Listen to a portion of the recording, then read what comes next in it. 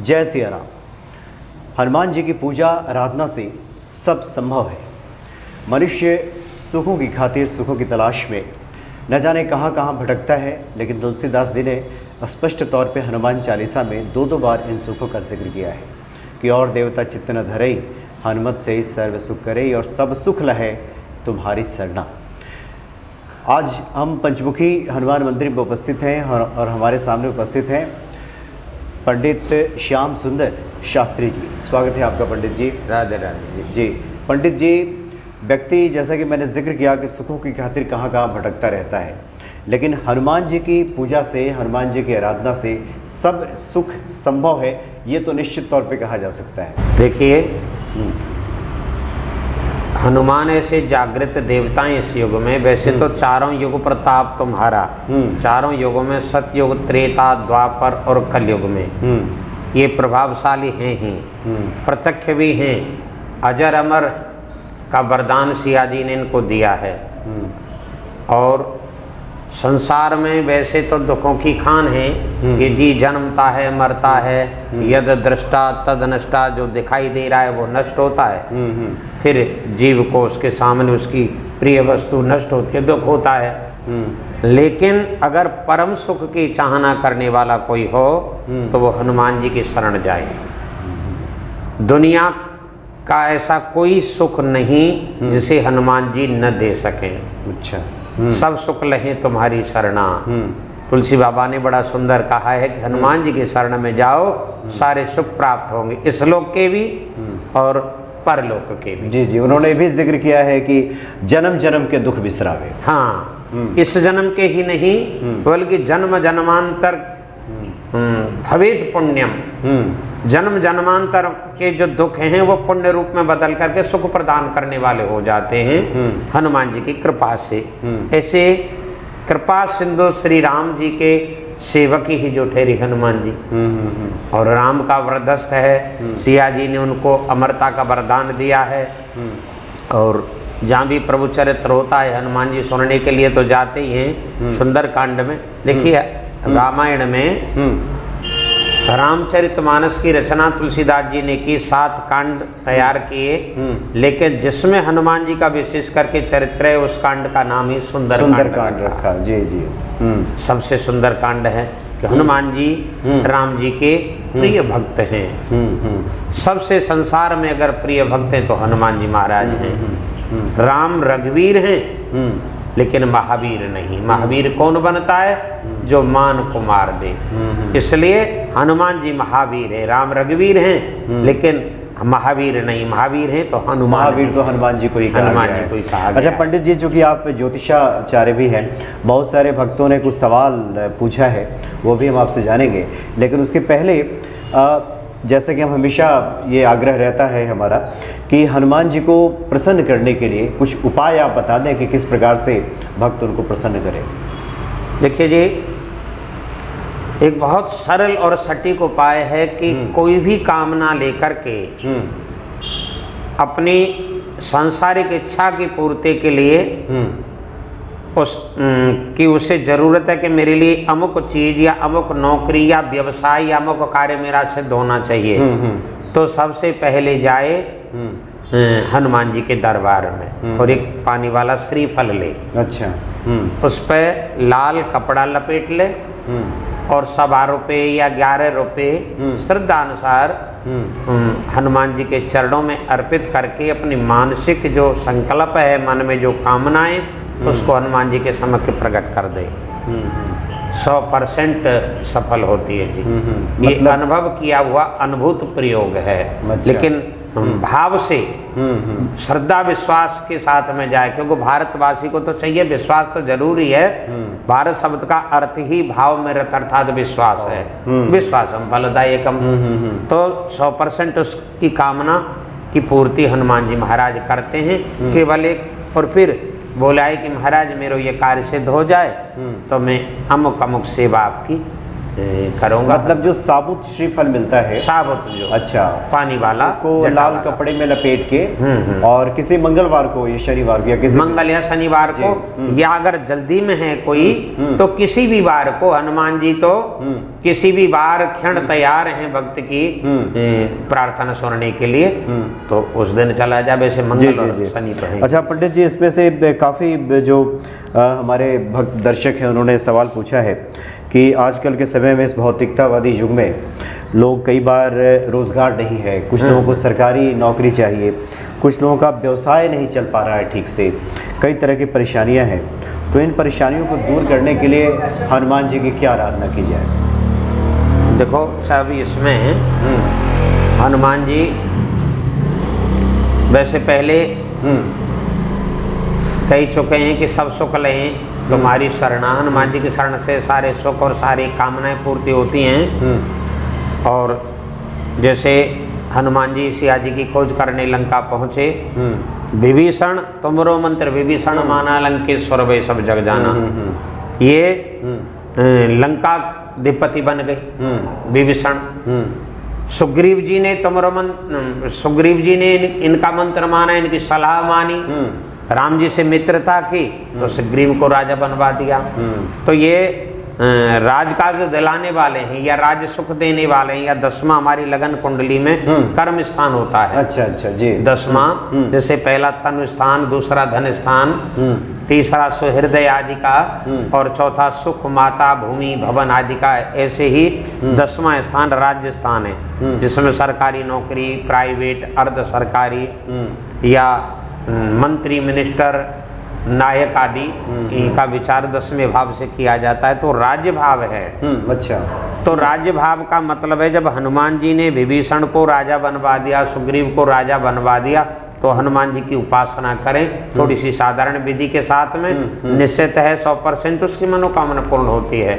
उसको राज्य सुख, नौकरी और व्यवसाय आदि की भी वृद्धि हो जाती है। और क्योंकि ये रामचरित्र सुनने वाले हैं और सुनाने वाले भी हैं। जब अशोक वाटिका में अशोक वृक्ष के नीचे सिया जी बैठी थी, हनुमान जी तर पल्लव में लुक गए पेड़ के ऊपर।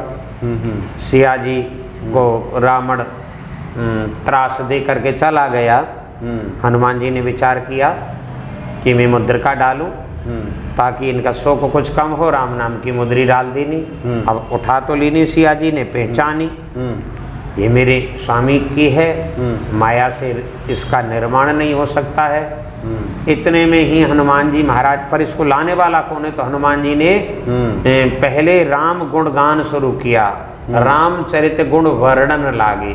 और ऐसे गुण गायक, ऐसे कथावाचक हैं हनुमान जी महाराज कि सुनते ही सीता कर दुख भागे। मतलब तुरंत परिस्थिति बदल गई, सारे दुख सिया जी के दूर हो गए। कितने सुंदर गुणगान करने वाला तो जरूर कोई प्रभु का प्रेमी भक्त है। जी, जी। तो भगवान के प्रिय दासानुदास अपने को बनाते हनुमान जी महाराज हैं। तो भगवान शंकर और सदाशिव के ये अवतार और साक्षात राम को अपने हृदय में बसाए हुए दूसरे को सब कुछ लुटा देते हैं। देखिए विभीषण ने एक बार तो ये नौकरी वोकरी सब कुछ देते हैं, अपने लिए कुछ नहीं। हनुमान जी जब की सलाह से विभीषण राजा बन गए, रावण का अंत हुआ, राम जी का राज्याभिषेक हुआ अयोध्या में। विभीषण सुग्रीव आदि वहाँ पहुँचे तो विभीषण जी हीरा पन्ना जवाहरात आदि की रावण के जो लूटे हुए खजाने में से और लेकर के वो गए माला बना करके,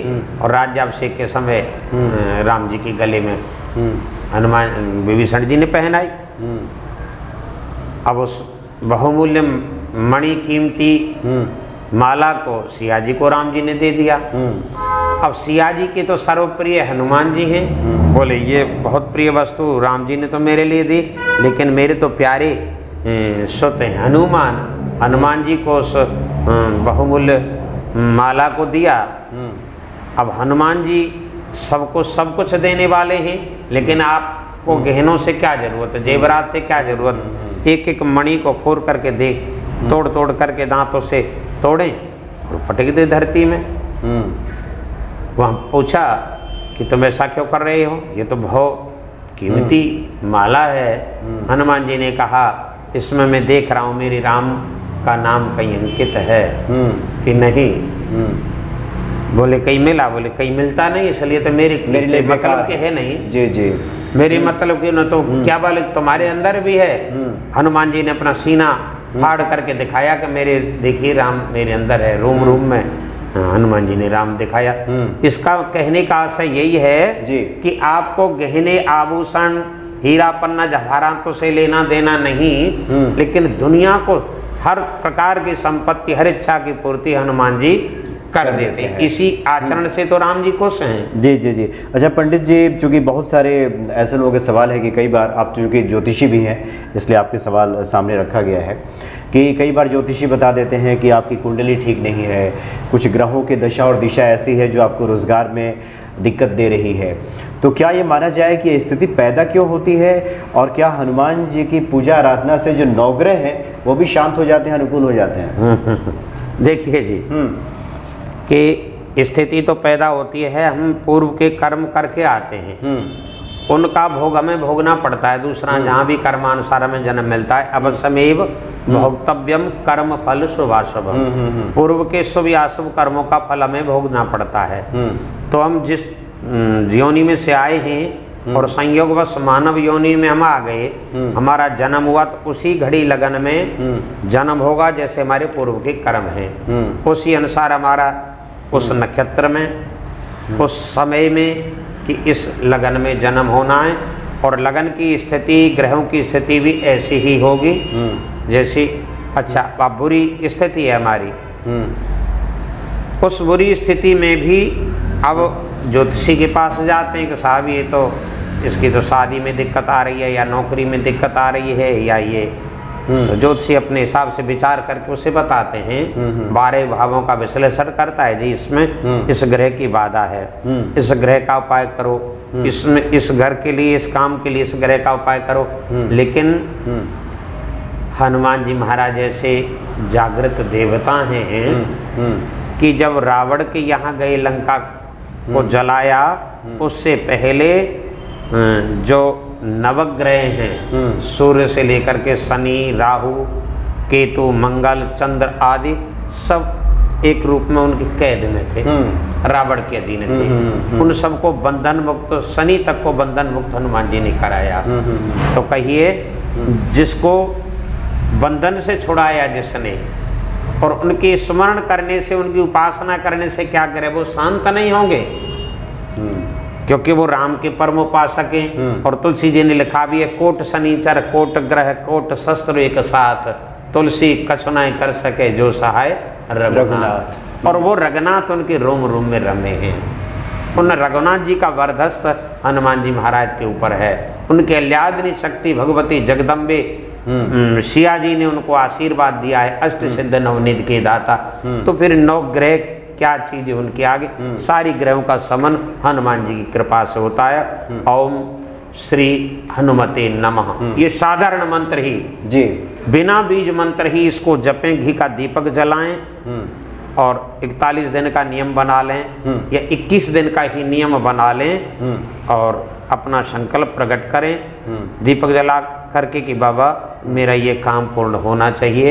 ये ग्रह मेरे कुंडली में पंडित जी ने बताया कि बाधा कारक है, इस ग्रह का समन हो, बस हनुमान जी का स्मरण करें। साधारण ओम श्री हनुमते नमः, ओम श्री हनुमते नमः से ही इसका सतत जप 1-1 घंटा कम से कम बैठ करके 21 दिन कर लें तो निश्चित उसकी कामना पूर्ण होती है, वो ग्रह शांत होती है। यानी मंगलवार से शुरू करें, हाँ, हनुमान जी के सामने घी का दीपक जलाएं, अपनी जो मनोकामना है वो प्रकट करें और 21 दिन तक ओम श्री हनुमते नमः का इस मंत्र का जप करें। हाँ, इसमें दिशा आसन और समय जरूर निश्चित होना चाहिए। अच्छा, जैसे पूर्व की ओर मुख किया है पहले दिन, तो पूर्व की ओर ही 9 बजे हमने या 8 बजे हमने प्रारंभ किया है पहले दिन, वही समय होना चाहिए।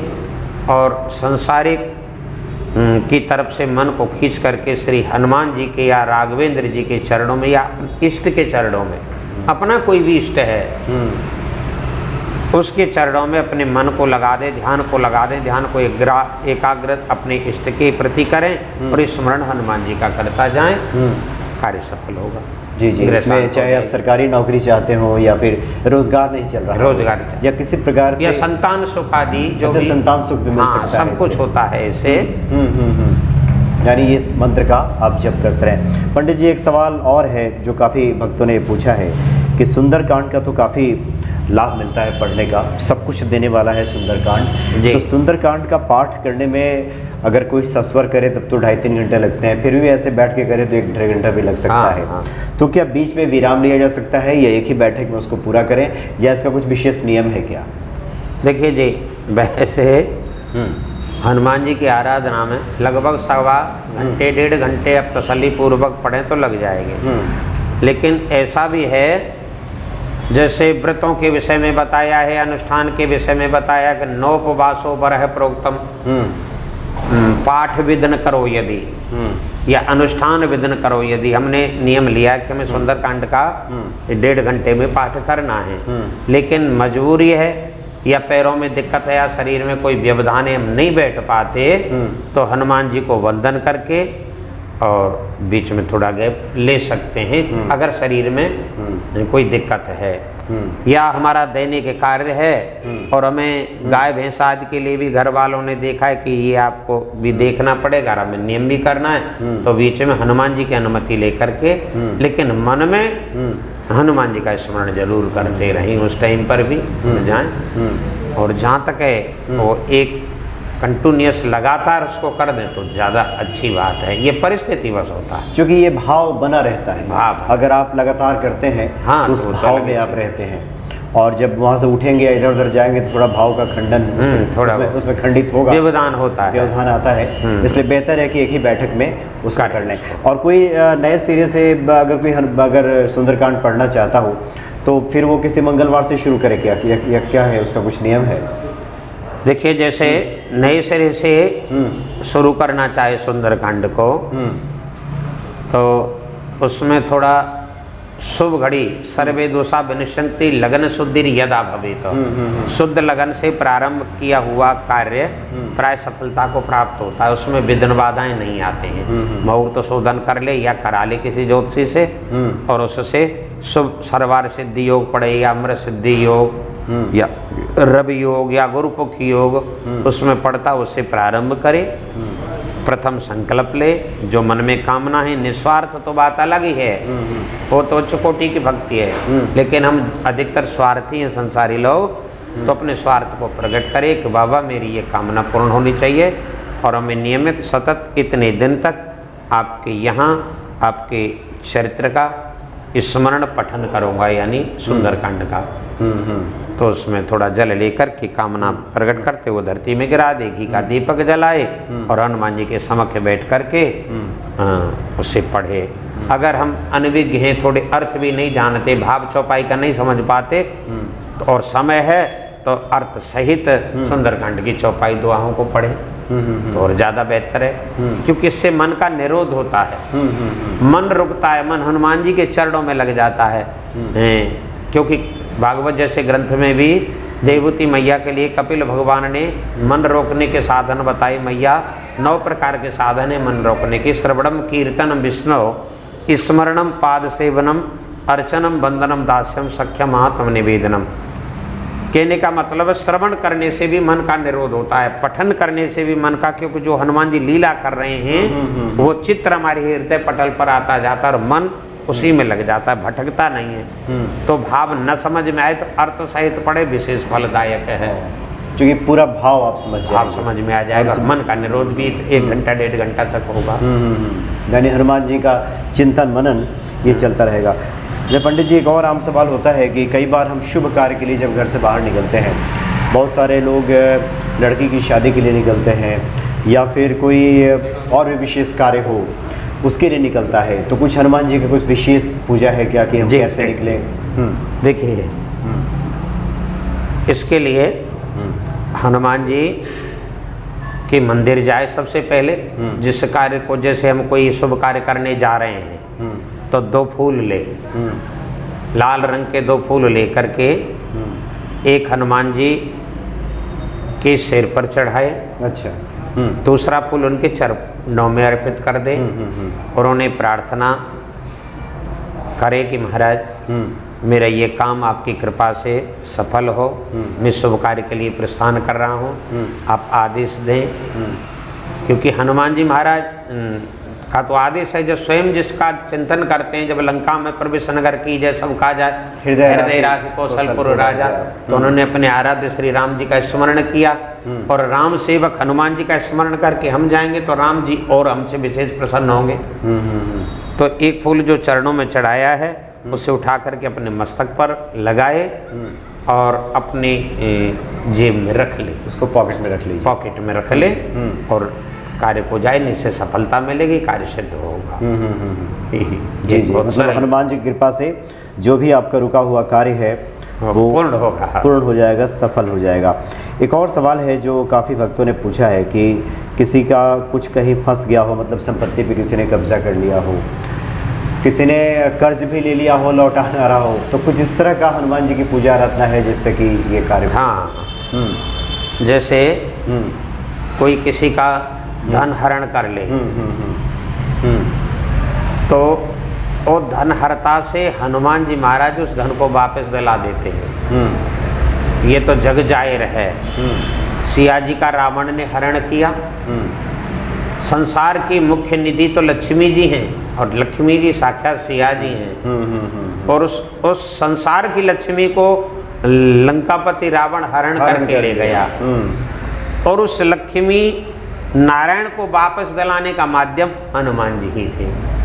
सिया जी राम जी को दिलाई तो उसके माध्यम हनुमान जी महाराज हैं। तो जरूर हनुमान जी की उपासना से, लेकिन थोड़ी इसकी क्रिया करके उपासना अगर करें तो हमारा बाहर गया हुआ धन वापस आ सकता है। निष्ठा पूर्वक इसे करें। हनुमान बाहु का नित्य प्रति हनुमान बाहु का है, तुलसीदास जी की रचित है। उसका पाठ दीप जला करके और संकल्प लेकर के प्रारंभ किया जाए, निश्चित धन वापस आएगा जी। हनुमान बाहु का पाठ किया जाए, धन वापस आ जाएगा। कुछ ही समय में कुछ करो, लेकिन जब तक समस्या हल ना हो तो छोड़े नहीं पाठ को।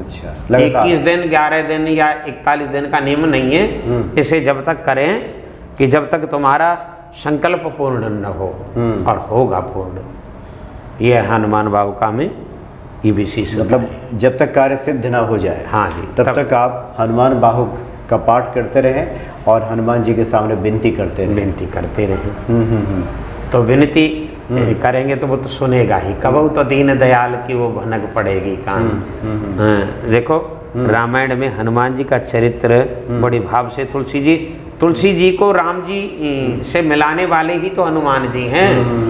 अब कलिकाल जीव निस्तारण हित वाल्मीकि तुलसी भई। पूर्व में यही वाल्मीकि जी तो थे जिन्होंने रामायण की रचना की। तुलसीदास बने कलयुग में आकर के। लेकिन पहले रामायण नाम राम जी का जब चरित्र लिखा, वाल्मीकि जी ने तो रामायण नामकरण किया। रामायण का मतलब राम का घर। अच्छा। अयन माने घर होता है। रामायण राम का घर। अब यहाँ कलयुग में कोई संस्कृत भाषा को सब समझते नहीं। वाल्मीकि जी ही तुलसीदास जी बन करके आए और उन्होंने नाम परिवर्तन कर दिया रामायण का, रामचरितमानस कर दिया। क्यों? मानस माने मंदिर, राम जी का मंदिर। उन्होंने सोचा कि जिस घर में राम जी रहते हो वो घर नहीं रहता, वो तो मंदिर बन जाता है। अब ये रामायण नाम ठीक नहीं, ये तो राम जी का मंदिर होना चाहिए, रामचरितमानस होना चाहिए। नाम परिवर्तित किया और राम हनुमान सिया जी जैसे प्रभु के और भक्त और भगवान के सुंदर चरित्र हैं इसमें जी। और दुनिया की कोई चीज नहीं जो रामायण में न हो। दुनिया की कोई चीज नहीं जिसका उपाय रामायण में न हो। ये सब के साक्षी हनुमान जी महाराज हैं। और हनुमान जी ने तो कह दिया है कि रामायण, ये रामचरितमानस का कोई स्मरण करे, इसका अनुकरण करे तो उसका जीवन धन्य बनता है। ये मैं साक्षी हूँ। जैसे वहाँ शिव जी ने साखी गौरी सा कहा, ऐसे ही हनुमान जी ने कहा है कि रामचरित को पढ़ो रामचरित सुनबे को रसिया, हनुमान जी महाराज बड़े प्रसन्न होते हैं जहाँ रामचरित्र होता है, इसलिए कहीं भी हो किसी न किसी रूप में ये पहुंच जाते हैं। अब हमें दिखते नहीं क्योंकि वो पवन पुत्र हैं। पवन हमें आंखों से नहीं दिखती, हवा हमें आंखों से नहीं दिखती, तो उनका पुत्र में कैसे दिख जाएगा? तो त्वचा से अनुभव होता है। लेकिन ये 100% निश्चित है कि हनुमान जी महाराज श्रोता भी नंबर 1 के और वक्ता भी नंबर 1 के। जहाँ भी कथा होती भगवान की चरित्रों की, वहाँ हनुमान जी पहुँचते हैं और कथा कहने वाले भी नंबर 1 के ऐसे ही कि श्रोता के दुखों को कथा सुनाते ही दूर कर। जी जी जी, एक आखिरी सवाल आपसे ले लेते हैं, और खास करके हमारे उन भक्तों के लिए जो कि कई बार साधना में रत रहने के बाद उनके कार्यों में जब विलम्ब होता है तो थोड़ा उनका धैर्य चूकता है, या यूँ कहें कि उच्चाटन की स्थिति पैदा होने लगती है। ऐसे लोगों को क्या कुछ आप बताना चाहेंगे कि वो किस प्रकार से अपने मन को स्थिर रख करके लगे रहें? देखो, जिन्हें संसार की तरफ से चारों तरफ से उनकी आशाएं टूट जाती हैं और चारों तरफ दुखों का ही पहाड़ दिखता है, उनको चाहिए कि वो हनुमान जी की शरण गह ले। दूसरा कोई और उपाय नहीं, साधन नहीं जो उनके दुखों को दूर कर सके।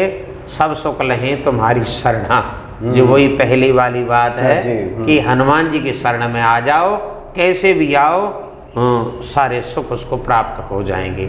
लेकिन ये इनके इन प्रकारेण आओ हनुमान जी की शरण में। ये जागृत और सच्चे कलयुग के देव हैं। सारे सुख संकल्प मात्र करना है भक्त को, निष्ठा के साथ में पूजा करे, भाव से कुभाव से कैसे भी करे, शरण में आए तो शरण गए को हनुमान जी महाराज फिर त्यागते नहीं। यानी अटूट विश्वास रखें। अटूट विश्वास। विलंब भले ही थोड़ा बहुत ही हो सकता है, देर थोड़ा आगे पीछे देर सवेर हो सकती है, लेकिन हनुमान जी उसकी कामना को पूर्ण करते। यानी कृपा हनुमान जी जरूर करेंगे। और जहाँ हनुमान जी की कृपा हो गई तो फिर प्रभु कृपा दूर नहीं, क्योंकि ये तो परम संत हैं। कहा भी है कि संत कृपा भगवंत कृपा से बढ़कर है। राम जी की कृपा से बड़ी है हनुमान जी की कृपा। हनुमान जी जिस पर कृपा कर देंगे फिर भगवत कृपा की जरूरत नहीं रह जाती, क्योंकि स्वयं ही भगवत इनमें समाये हुए हैं। जी जी, पंडित जी आपने काफ़ी अच्छी जानकारी दी, और जो कुछ भी शंका बच जाता है, जिज्ञासा रह जाती है, तो आगे पंडित जी से मुलाकात होगी, उसका फिर से हम समाधान करने की कोशिश करेंगे। बहुत बहुत धन्यवाद पंडित जी आपका। जय श्री राम। जय श्री राम।